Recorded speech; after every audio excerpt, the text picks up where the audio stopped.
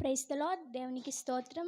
Pastor గారికి వందనాలు, pastor మామకి నా వందనాలు, అలాగే కూడి వచ్చిన మీ అందరికీ నా వందనాలు. నేను చెప్పబోయేది దేవుడు సిలువలో పలికిన 7 మాటల్లో 5వ మాట. స్తుతి స్తుతి స్తుతి స్తుతి స్తుతి స్తుతి స్తోత్రం స్తోత్రం స్తోత్రం స్తోత్రం స్తోత్రం. యేసయ్యా నీ కొందరు ప్రభా గణిష్కాలపుని కలిసట కాచి భద్రపరిచినందుకు నీకు వేలాది స్తుతులు స్తోత్రంలు యేసయ్యా. అయ్యా నా తండ్రి ప్రభా ఇప్పుడు చదువుతున్న యేసయ్యా 5వ మాట గురించి ఒకసారి జ్ఞాపకం చేసి మా కోశం నా తండ్రి ప్రభా. అయ్యా నా తండ్రి ప్రభా భయం నుండి విడుదల దయచేయమని కోశం నా తండ్రి యేసయ్యా. నీ పరిశుద్ధాత్మను నాలో ఉంచమని కోశం నా తండ్రి ప్రభా. ఇచ్చిన ఇద్దరిన ప్రార్థన యేసుని అడుగుచున్నాను నా తండ్రి, ఆమేన్. నేను ఇప్పుడు చదవబోయేది సిలువలో పలికిన 7వ మాటలో 5వ మాట. యోహాను సువార్త 19వ అధ్యాయం 28వ వచనం. అటు తర్వాత సమస్తమును అప్పటికి సమాప్తమైందని చెప్పి యేసు ఎరిగి లేఖనము నెరవేర్చినట్లు నేను తప్పికొనుచున్నానెను. మనము ఈ 5వ మాట ద్వారా ఏం నేర్చుకోవాలి అంటే, మన దప్పికను తీర్చుటకు యేసయ్య దప్పికొంచున్నాడు.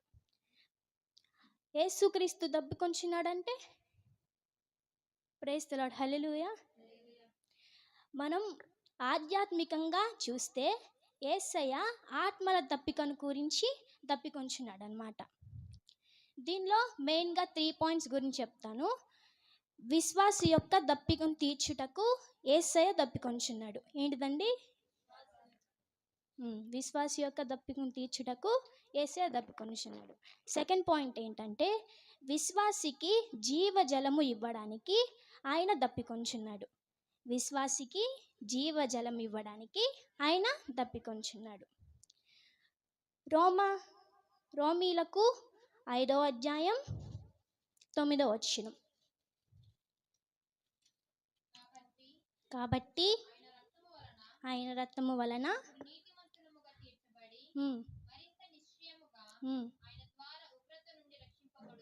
ఆమేన్. ఇక్కడ ఏం చెప్తున్నాడు? ఉగ్రత నుండి మనల్ని ఆయన రక్షింపబడును. ఇది 3 పాయింట్స్. ఓకే. నెక్స్ట్ యోహాను సువార్త 4వ అధ్యాయం 14వ వచనం. నేనిచ్చు నీళ్లు త్రాగువాడు ఎప్పుడూనూ దప్పికొనడు. ఈ లోకంలో మన హృదయ దప్పిక తీర్చేది ఏమైనా ఉందా?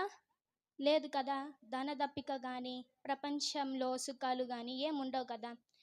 మన యేసుక్రీస్తువే ఆత్మ దప్పికను తీర్చగలడు. సో కాబట్టి ఆయన యందు విశ్వాసం ఉంచి మారు మనసు పొంది బాప్తిసము తీసుకొని ప్రతి ఒక్కరు ఆత్మ భారం కలిగి ఉండాలి. ఈ చిన్న వాక్యం దేవుడు దీవించును గాక. ఆమేన్.